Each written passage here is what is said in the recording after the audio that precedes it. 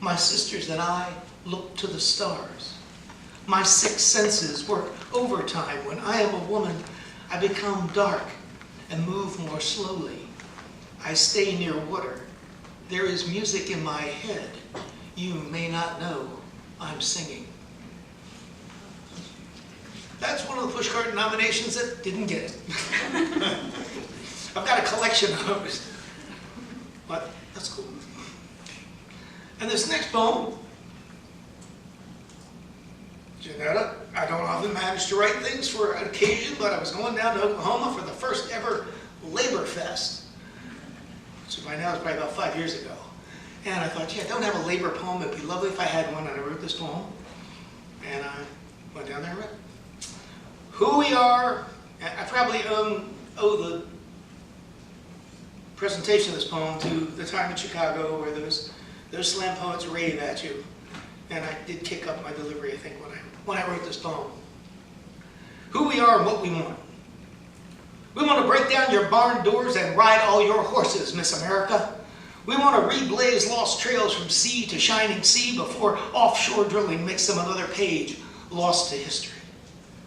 We're going to roar out over purple mountains in search of the majestic past, because the present is a teardrop, and the future looks smaller every day, like the head of a pin angels dance on, the eye of a needle, the proverbial grain of sand without a rich man's camel.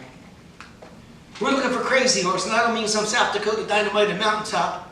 I mean the spirit that fights to keep free people free, the undiminished soul that tyrants can't conquer. Each day the noose tightens in the name of something insecure.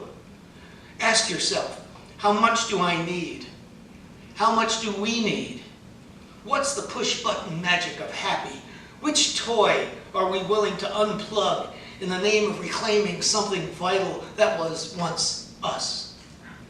My granddaddy was a union man for over 30 years, and that union took care of him all the way to the grave, kept a roof over his head, and Nan's too, and Uncle Fred and Viola, and sometimes my mom's and mine as well. He worked on the buses, and when the union said strike, the people walked, and the bosses sat down because they were forced to sit down until they agreed to something. We're looking for that kind of justice today, right here in the rarefied air of a high-test, hyperlinked 21st century. We're looking for a fair deal for the working stiffs, looking for a calendar filled with holidays that honor real heroes like Joe Hill and Mother Jones. We're looking for a new day, looking for a new way to cut the cards. We're looking for the dawn of wonder to come sliding up over the horizon, spread its golden glow all over the whole world, and keep on shining.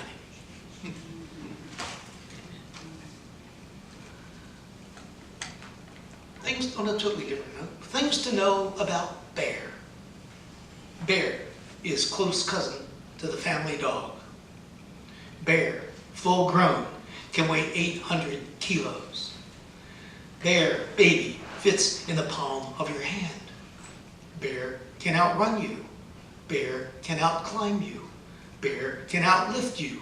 Bear can beat you at a hot dog eating contest.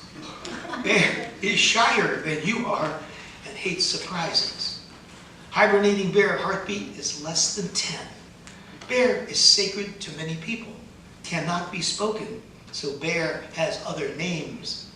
Old Man of the Mountain, Lightfoot, Fur Man, Strong One, Honey Paw. Spirit Bear will sit by your bed and watch you sleep. Earth Mother evolved from Bear Mother, who was captured by bears and married one. Polar Bear may be evolving back to the sea. Okay, let's see where I am here. I got the computer timed right at me, that's good. Okay, I'm going to do a few out of the winter poems. Well, these are short, so I want to read a sequence of them. These are poems that I've been writing the last decade or so, consciously wanting to write poems like the old Chinese poets that I love, Tu Fu, Li Po, all those guys, Yang Wan Li, Gao Chen. Our house in the woods is good for the nature lover in me, with a stream out back and 100-foot pine all around. In winter, we look out the dining room window and watch the deer snack on bird seeds from the feeder. Trudging through knee-deep snow, we laugh and talk through scarves pulled up over our faces. Just a few inches of skin bared to the bitter cold. The world is sparkling. There's no one out but us. I wish the night would never end. Right now, in the dead of winter, I could focus on how bare the trees are, but I can't help notice all the buds that will open next spring. Try to keep this flow for you. Snowy fields before me, snowy fields behind, one huge tree in the middle of all that space, bare branches extended to the sky. Once, long ago, on an Adirondack trail, we made love in the snow. It was only once, but it was in the snow. Cracks me up. It was only once, but it was in the snow, by God. You're not supposed to be that thrilled with your own stuff. That's not cool. I'm sorry. Well, what can I say? Some people hate shoveling snow, but I don't mind. I go slow. Find a rhythm. Don't lift too much. After a while, it becomes meditative, like raking pebbles in a Zen garden. It helps that the driveway's not too long. This photo of bare trees on an icy shoreline leads me to musings on existence and solitude, how life is hard. Other times, the first thing I notice is that there are two trees in the picture. Some mornings it's so cold the car won't start on the first try, or the second, or the third. In youth, that made me kick the dashboard. Now, I simply sigh, go back inside, take out a book, get on with my life. Snow day! It's a gift from the gods. There were things I thought I had to do, till the cosmos stepped in and said, never mind.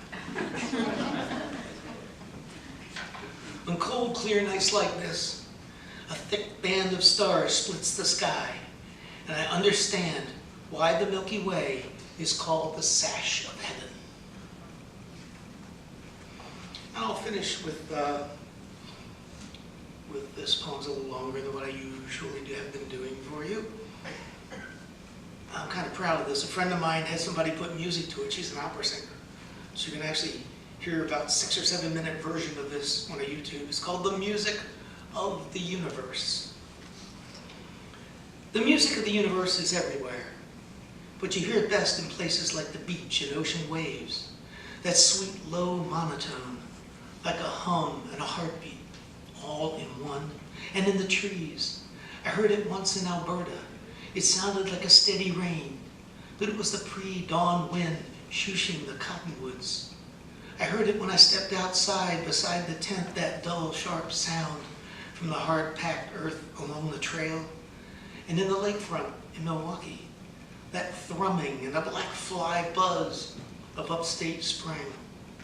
Sometimes I think the Milky Way is a symphony. It seems that way when you look up on a clear night in one of those empty states like Idaho or Nebraska. And if the music of the universe is everywhere, then maybe the universe itself is music. And if that's so, it must be tuned to the key of life to create a great cosmic harmonic that includes all the tones we can imagine and more, like one big chord coursing through everything. Maybe the music of the universe is life itself, and each of us gets a little bit of time to play during our little bit of time on stage. Not necessarily in the spotlight, but at least it's our own small part. And when we play it with the right people, that's when the universe really sings.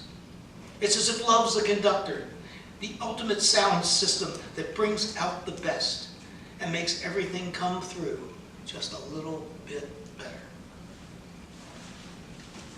Thank you, folks.